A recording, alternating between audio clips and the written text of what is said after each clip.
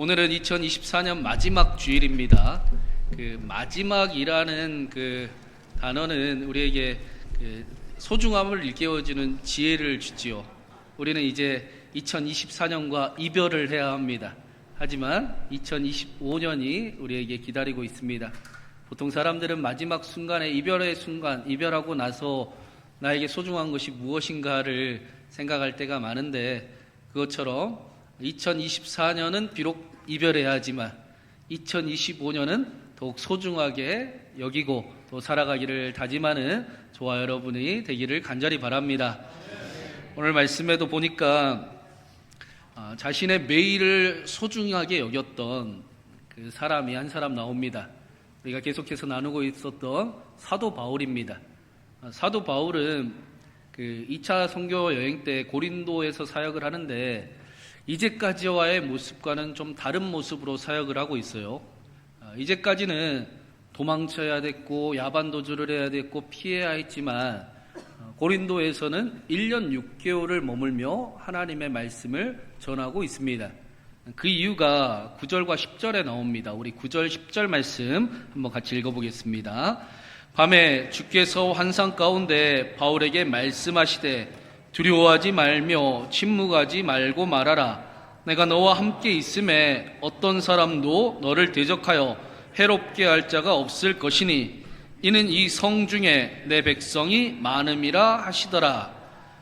이제까지 바울의 그 선교 여행을 보면 때로는 하나님이 막으시고, 하나님이 서쪽으로 가려고 했더니 북쪽으로 가게 하시고, 북쪽으로 가려 했더니 서쪽으로 가게 하시고, 그래서 유럽 땅에도 왔어요. 그리고 도망치고 야반도주를 하고 그랬다면, 오늘 말씀에서는 예수님께서 바울에게 친히 오셔서 이곳에 머물러서 두려워하지 말고 침묵하지 말고 하나님의 복음을 더 전해라 라고 말씀을 하십니다.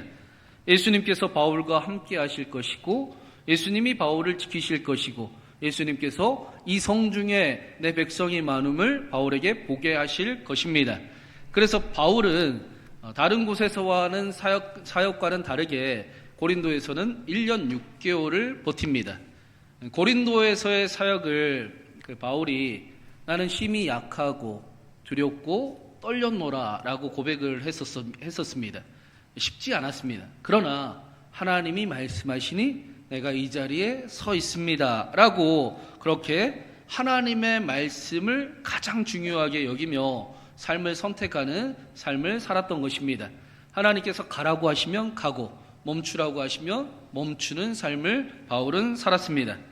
그 이유는 바울은 다 살아봤더니 결국에는 하나님이 정답이더라라는 것을 알게 되었기 때문입니다.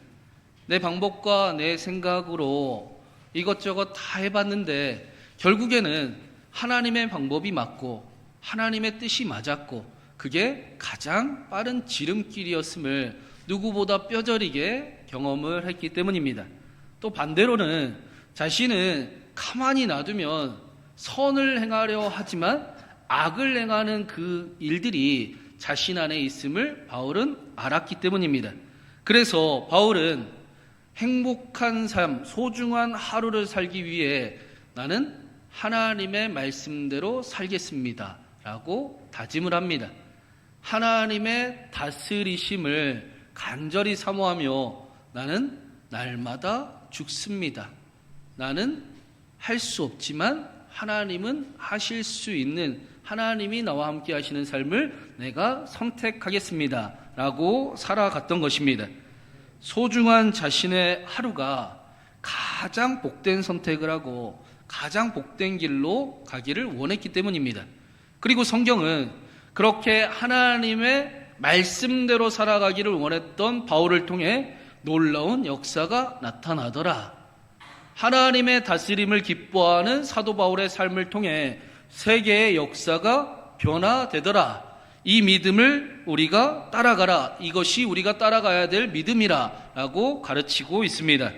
사랑하는 여러분, 바라기는 하나님의 말씀을 따라가기를 소망하고 또 하나님의 다스림을 기뻐하는 저와 여러분 되기를 간절히 바랍니다. 거스르는 이 세대 가운데 거스르는 성정을 모두가 가지고 있지만, 그러나 내 선택은 거스르는 길이니 하나님 내가 하나님의 길을 선택하겠습니다 라는 지혜와 또 은혜가 저와 여러분 가운데 함께하기를 간절히 바랍니다. 그래서 남은 2024년과 앞으로 올 2025년을 누구보다 소중하고 또 복되게 살아가는 저와 여러분 되기를 주님의 이름으로 축원합니다. 오늘 말씀에서는 사도 바울이 왜 이렇게 하나님의 말씀대로 살아가기를 원했는가, 그 이유가 한 번 더 우리에게 설명되고 있습니다. 방금 말씀드린 것처럼 사도 바울은 고린도에서 있을 때 심히 두렵고 또 약하고 또 떨렸다라고 고백을 했습니다. 고린도 도시는 만만치 않은 도시였습니다. 굉장히 타락한 도시였습니다. 많은 방해와 어려움도 있었습니다. 하나님의 말씀을 전하는데 이 사람들이 과연 듣기는 들을까, 소용은 있을까 하는 상태의 모습들이었고 바울 역시도 약했습니다. 그리고 그 일이 구체적으로 어떤 일이 일어났었는지 오늘 말씀의 12절에 이렇게 말씀을 합니다. 우리 12절부터 한 번 더 읽어보겠습니다. 갈리오가 아가야 총독되었을 때에 유대인이 일제히 일어나 바울을 대적하여 법정으로 데리고 가서, 여기 이 아가야는 그리스 남부 지역 전체를 이야기합니다. 고린도도 아가야고 아테네도 아가야입니다. 남부 지역의 그 주와 같은 곳에 갈리오가 총독, 로마의 총독으로 임명되어 왔습니다. 그때 새로운 총독으로 갈리오가 부임을 하자 유대인들이 바울을 고발하고 대적하여 법정으로 끌고 간 겁니다. 이 갈리오라는 사람은 그 로마 유명한 철학자인 세네카, 그 네로 황제의 가정교사였어요. 세네카의 형제입니다. 이때 갈리오 역시도 자신의 그 인생 속에 가장 그 권력의 정점에 있을 때 이곳에 부임했다. AD 51년, 52년경에 이곳에 있었다라고 역사적으로도 기록을 하고 있습니다.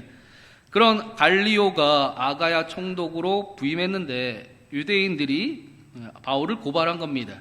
그 고발한 사람은 17절 말씀에 보니까 회당장 소스데네였다고 나옵니다. 아마도 이 회당장 소스데네가 바울이 고린도에 처음 와서 복음을 전할 때 갔었던, 그래서 바울을 대적하고 비방했던 사람이 바로 이 소스데네일 겁니다. 이 소스데네는 바울을 무시했습니다. 비방하고 또 박해하고 대적하고 회당에서 쫓아냈습니다. 그래서 바울이 어떻게 했습니까? 옷을 털어버리고 그래 너는 너 그렇게 살아라 하고 디도 유스도의 집으로 가서 복음을 전했다라고 말씀을 했습니다. 그러자 어떤 일이 일어났는가? 바로 옆에 다른 회당이 있었는데 그곳에 있었던 그리스보 회당장이 복음을 받아들이고 예수님을 믿기로 하고 그 가족들이 예수님을 믿고 고린도의 많은 사람들이 예수님을 믿는 일이 나타난 겁니다. 그때 이 소스데네의 입장에서는 나는 박해하고 비방하고 또 그를 무시하고 그와 반대되는 의견을 피력을 했는데 저기에 다른 회당장 그리스보도 예수님을 믿고 또 많은 사람들이 바울을 따른다고 하며 마음속으로 악한 마음을 품었고 또 분통이 터져 했을 겁니다. 그래서 기회만 보면 바울을 해치고 싶은데 마침 아가야의 총독으로 갈리오가 부임을 한 겁니다. 아무것도 알지 못할 때, 사정을 아무것도 모를 때 갈리오 총독을 회유하여 그 바울을 박해하고자 고발을 했습니다. 13절에 이렇게 고발을 했어요. 우리 13절도 읽어보겠습니다. 말하되 이 사람이 율법을 어기면서 하나님을 경외하라고 사람들을 권한다 하거늘, 바울이 율법을 어기면서 하나님을 경외하라 한다라고 전도했다라고 고발을 한 겁니다.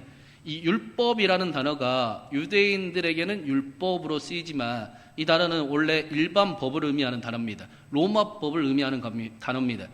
그래서 사실은 소스데네가 바울이 로마 법을 어기고 하나님을 전하고 있다라고 고발을 한 겁니다. 그 유대인들도 유대인들이 예수님 때에 예수님도 사실 로마법으로 고발을 했었습니다. 예수님이 이 땅에 오셔서 하나님은 이렇게 믿는 거야. 하나님은 이런 분이셔. 하나님을 믿으면, 하나님을 만나면 삶의 변화가 나타나고 능력이 경험되고 새롭게 됨이 나타나게 된다. 하나님은 살아계신 분이시고 우리와 함께하고 계시기 때문이다. 우상을 버리고 하나님을 믿으라.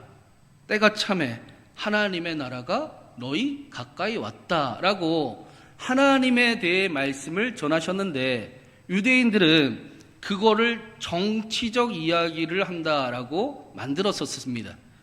예수님은 하나님에 대해 이야기를 하셨는데, 유대인들은 예수님이 로마법을 어겼다, 세상을 불편하게 했다, 하나님 이야기가 아니라 세상 이야기를 하고 있다라고 정치범으로 예수님을 고발했었던 겁니다. 그리고 실제로 예수님은 로마 형벌상 정치범들에게 처형하는 최고의 형벌인 십자가 처형으로 달려 돌아가시게 됩니다. 마찬가지로 소스데네 역시 바울이 하나님 이야기를 하고 하나님 나라에 대해 말씀을 전하는데 바울에 대하여 정치 이야기한다라고 고발을 했던 것입니다. 하나님은 이런 분이십니다. 하나님을 이렇게 믿어야 됩니다. 우리 안에 있는 모든 우상을 버리고 우리는 하나님을 원하는 사람, 하나님 나라를 구하는 사람, 그런 교회가 되어야 합니다 라고 이야기를 하는데, 바울의 말을 정치적 이야기로 바꿔서 왜 교회에서 정치 이야기를 하냐라고 식으로 고발을 했었던 겁니다.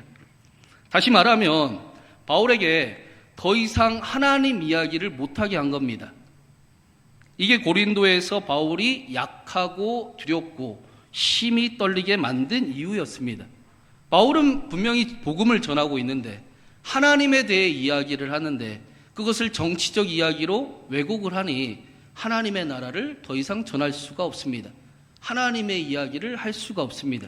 교회에서 하나님의 뜻을 전할 수가 없습니다. 교회 안에 하나님의 나라보다 사람의 나라가 먼저인 것 같은 행국을 하고 있습니다. 그래서 두려워했습니다. 그래서 바울은 그 일에 대해 매우 억울해하며 반론을 제기하려고 합니다. 근데 그때 놀라운 일이 나타납니다. 우리 14절 15절 말씀 같이 읽어보겠습니다.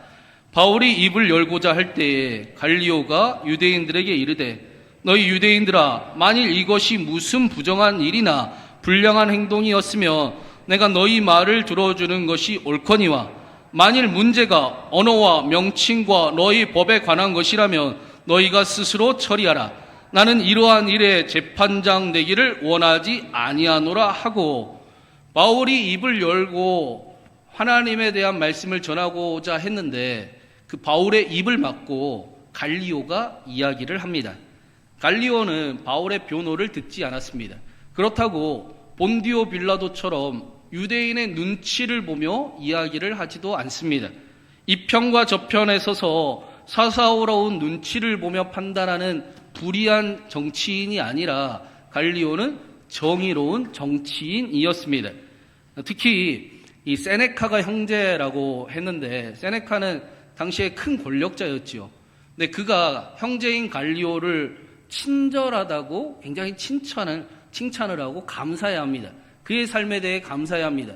갈리오가 사사로운 자기 편을 원하는 그런 부정적인 일을 벌리는 부정한 자가 아니라 내 편이어서 하나님의 말씀이고 내 편이 아니면 하나님 말씀이 아니고 그런 판단을 하는 자가 아니라 정의와 진리의 편에 항상 서 있기를 원했고 또 그 일을 멋지고 대단하게 애쓰며 살아가는 사람이었기 때문에 감사를 전했습니다.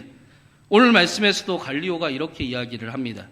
유대인들의 고발이 합당한 고발이면 내가 당신들의 고발을 들었거니와 이 일은 여러분의 언어와 명칭과 너희의 법에 관한 것이니 너희 스스로 처리하라 라고 이야기를 합니다. 언어와 명칭은 헬라어로 말씀과 이름, 로고스라는 단어입니다. 그러니까 구약 성경에서 말씀하는 메시아 구원자가 예수 그리스도라는 것에 대해 그 일은 너희의 법에 대한 것이니 너희 스스로 처리해라. 그것은 정치적 이야기, 로마법이 아니다라고 이야기를 하는 겁니다. 쉽게 이야기하면 왜 하나님 이야기를 하고 있는데 거기다가 정치를 끼어들게 만드냐라는 것입니다.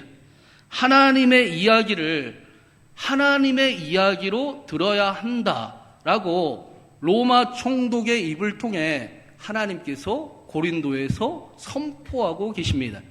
사랑하는 여러분, 하나님의 이야기는 하나님의 이야기로 들어야 됩니다. 우리 교회는 우상을 멀리하고 하나님의 나라를 중요시하는 교회입니다. 교회는 하나님의 나라를 이루어가는 곳입니다. 사사로운 편에 서서 네 편과 내 편을 나누는 곳이 아니라 예수 그리스도의 편이 되는 곳이 바로 교회입니다. 우상을 멀리하고 하나님의 나라를 이루어가는 우리 신광교회를 함께 더욱 세워가기를, 하나님의 나라를 경험하고 맛보는 신광교회를 만들어가기를 간절히 바랍니다. 두려워하고 있는 사도 바울에게 하나님께서 로마 총독을 통해서 교회는 모든 우상을 버리고 하나님 나라를 향하는 곳이 맞다. 교회는 사람의 나라가 아니라 하나님의 나라가 이루어지는 곳이다. 그 하나님의 나라 내가 이룰 것이다. 보아라 하시고 예수님께서 로마의 최고 권력자 중에 한 사람을 통해 바울의 편이 되어 대신 이야기하고 계십니다. 하나님께서 로마 총독이 바울 편이 되게 하셨습니다. 이 일은 굉장히 중요한 사건입니다. 당시의 로마 재판에 기독교 신앙이 맞다라는 판례가 나타난 거예요. 그러니까 이후에 예수님이 바울을 지켜주시겠다 하는 약속이 있었지만 그 일이 실제로는 로마의 권력으로 보호를 받고 지키며 하나님의 복음을 고린도에서 전할 수 있게 된 겁니다. 뿐만 아니라 16절 말씀에 보니까 그들을 법정에서 쫓아내니 라고 말씀합니다. 소스데네가 법정에서 나가지 않고 갈리오에게 계속 항의를 했다라는 거예요. 그게 어떻게 하나님 말씀입니까? 정치 이야기지.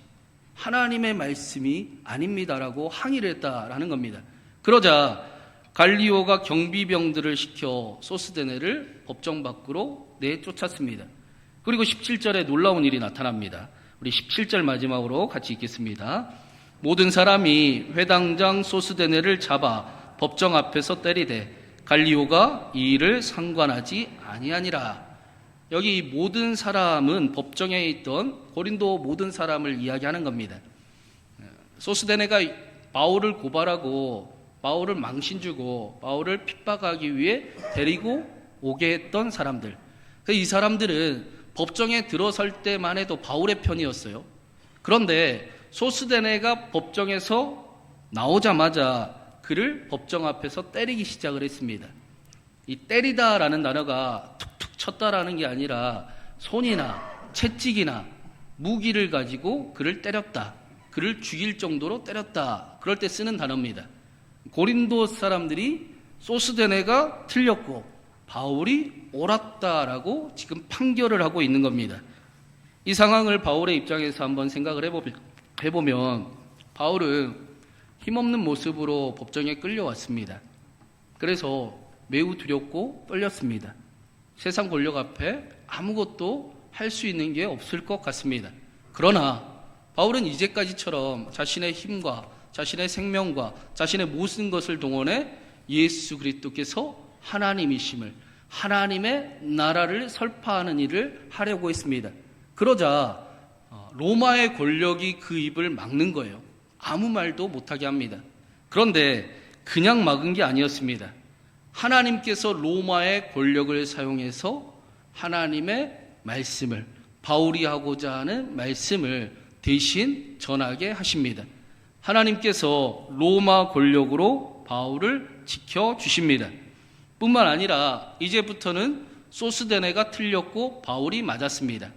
고린도에서 더 머물며 하나님의 복음을 전하는데 이보다 기쁜 일은 없었을 겁니다. 이제까지는 하나님의 나라가 하늘에서 이루어진 것처럼 이 땅에도 이루어져야 한다라는 말씀에 관심이 없거나 혹은 정치 이야기를 한다라고 이야기했던 사람들이 당신의 말이 맞습니다. 하나님의 나라가 하늘에서 이루어진 것처럼 우리 교회에도 우리의 삶에도 이 나라에도 이루어져야 합니다. 라는 고백들이 고린도에 나타나기 시작을 한 겁니다. 예수님이 그리스도이심이 고린도에 나타났습니다. 사람의 나라가 아니라 하나님의 나라가 세워지는 일이, 교회가 세워지는 일이 고린도에 시작을 했습니다. 근데 이게 끝이 아니에요. 마지막으로 그러면 이 소스데네는 어떻게 됐을 것 같으십니까? 소스데네가 예수님을 믿었을까요? 안 믿었을까요?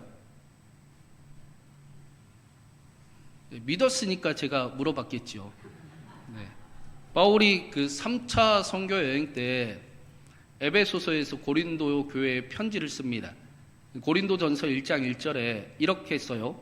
하나님의 뜻을 따라 그리스도 예수의 사도로 부르심을 받은 바울과 형제 소스데네는, 여기 이 소스데네가 바로 오늘 말씀에 나오는 소스데네입니다. 소스데네가 바울의 동역자가 되었습니다. 바울과 함께 고린도 교회를 섬깁니다.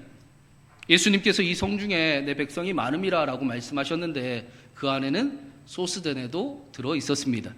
소스데네의 삶이 완전히 바뀌었습니다. 바울의 눈에는 어떠했겠습니까? 하나님이 소스 이 성중에 내 백성이 많다라고 말씀하셨는데 그 일이 소스데네까지 이어지는군요. 나를 반대하고 나를 핍박하고 나를 그렇게 괴롭히던 이에게까지 하나님의 일이 이루어졌습니다. 바울의 눈에는 그 일이 눈으로 보였습니다. 두려워하지 말고 침묵하지 말고 말하라. 내가 너와 함께하리라. 내가 너를 지킬 것이라. 이 성중에 내 백성이 많음이라 라는 말씀이 바울의 눈에는 현실로 나타나기 시작을 한 겁니다. 하나님의 말씀이 사실이었습니다. 이것이 사도 바울이 하나님의 말씀대로 살아간 이유입니다. 하나님의 말씀이 사실입니다. 하나님의 말씀이 맞습니다. 하나님의 다스리심을 기뻐하는 일이 승리의 비결입니다. 하나님의 말씀대로 살아가는 삶이 나의 소중한 하루를 복되게 살아갈 수 있는 비결입니다. 성경에 보면 하나님께서 그 마른 뼈들을 보시고 군대라고 말씀하셨습니다. 죽은 소녀를 보시고 잠잔다라고 말씀하셨어요. 겁쟁이 기드온을 보시고 큰 용사라고 말씀하셨습니다. 저와 여러분에게는 예수님께서 나보다 더 큰 일을 행할 사람들이라고 말씀하셨습니다. 여러분, 하나님의 말씀이 맞습니까? 내 생각이 맞습니까? 그러면 하나님의 말씀대로 살아가는 게 더 복될까요? 내 생각대로 살아가는 게 더 복될까요? 네, 교회는 그래서 하나님의 말씀이 세워지는 곳이어야 합니다. 하나님이 하나님 되시는 곳이어야 합니다. 두려워 떠는 바울에게 두려워하지 말라. 내가 너를 통해 내 일을 반드시 이룬다 라고 약속하셨습니다. 바울의 심정에는 때로는 자기가 너무나 부족해 보이고 연약하고 사실은 쓸모없다라고 생각하며 그 자리에 서 있었을 수도 있습니다. 그런데 그런 바울을 보시고 저와 여러분을 보시고 아니 너는 내가 죽기까지 사랑하는 내 소중한 사람, 내 전부를 내어주어도 아깝지 않은 내 소중한 사람이다 라고 말씀하십니다. 하나님은 저와 여러분을 늘 높이 평가하시면서 나는 더 이상 못하고 안 될 것 같은데 아니 할 수 있다. 아니 잘 될 것이다. 내가 그렇게 만든다. 똑똑히 봐라 라고 말씀하십니다. 그리고 정말로 마른 뼈들이 살아나 군대가 되었습니다. 죽어있던 소녀가 일어나 다시 살아났습니다. 겁쟁이 기드온이 큰 용사가 되어 승리했습니다. 바울의 눈에 오늘 말씀에 하나님의 말씀이 사실로 나타났습니다. 하나님이 맞습니다. 하나님이 정답입니다. 하나님의 말씀대로 살아가는 삶이 복된 삶입니다. 사랑하는 여러분, 하나님께서 저와 여러분을 고귀하고 존귀한 자라라고 말씀하십니다. 하나님이 맞을까요? 우리가 맞을까요?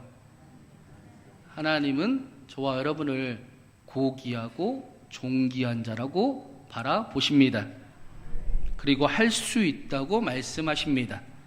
잘 될 거라고 말씀하십니다. 내가 너와 함께 그 일을 이룰 것이라고 말씀하십니다. 바라기는 하나님을 더욱 붙잡고 하나님이 맞습니다. 하나님의 나라가 우리 교회에, 내 삶에, 이 나라에 이루어지게 하여 주시옵소서. 그게 가장 큰 복입니다 라고 고백하는 저와 여러분이 되기를 간절히 바랍니다. 저와 여러분을 통해 우리의 가정과 교회와 이 나라에 하나님의 축복과 하나님의 역사와 하나님의 능력이 바울처럼 우리의 눈에도 보이게 하시기를 주님의 이름으로 축원합니다. 우리 오늘도 우리 결단 찬양 대신에 우리 오늘 말씀을 들은 말씀을 생각하면서 우리 말씀을 붙잡기를 원하며 오늘 사도행전 18장 9절부터 17절까지 말씀을 한번 같이 천천히 합독해서 우리 한번 읽으면 좋겠습니다. 우리 읽으실 때 하나님 오늘 2024년 마지막 주일 나에게 주시는 말씀이 무엇입니까? 내가 그 말씀 붙들고 살아가 보겠습니다. 바울처럼 말씀이 현실로 내 눈에 이루어지고 보이게 하여 주시옵소서 라는 간절한 마음 가지고 우리 9절 말씀부터 우리 천천히 합독해서 한번 같이 읽겠습니다. 밤에 주께서 환상 가운데 바울에게 말씀하시되 두려워하지 말며 침묵하지 말고 말하라. 내가 너와 함께 있음에 어떤 사람도 너를 대적하여 해롭게 할 자가 없을 것이니 이는 이 성 중에 내 백성이 많음이라 하시더라. 1년 6개월을 머물며 그들 가운데서 하나님의 말씀을 가르치니라. 갈리오가 아가야 총독되었을 때에 유대인이 일제히 일어나 바울을 대적하여 법정으로 데리고 가서 말하되 이 사람이 율법을 어기면서 하나님을 경외하라고 사람들을 권한다 하거늘 바울이 입을 열고자 할 때에 갈리오가 유대인들에게 이르되 너희 유대인들아 만일 이것이 무슨 부정한 일이나 불량한 행동이었으면 내가 너희 말을 들어주는 것이 옳거니와 만일 문제가 언어와 명칭과 너희 법에 관한 것이면 너희가 스스로 처리하라. 나는 이러한 일에 재판장 되기를 원하지 아니하노라 하고 그들을 법정에서 쫓아내니 모든 사람이 회당장 소스데네를 잡아 법정 앞에서 때리되 갈리오가 이 일을 상관하지 아니하니라. 아멘. 하나님이 주시는 말씀을 붙들고 바울처럼 말씀이 내 삶에 이루어지기를 소원하며 간절히 바라며 또 하나님의 말씀대로 살아가기를 한 번 더 간절히 바라며 침묵으로 잠시 주신 말씀 붙들고 그렇게 기도하겠습니다.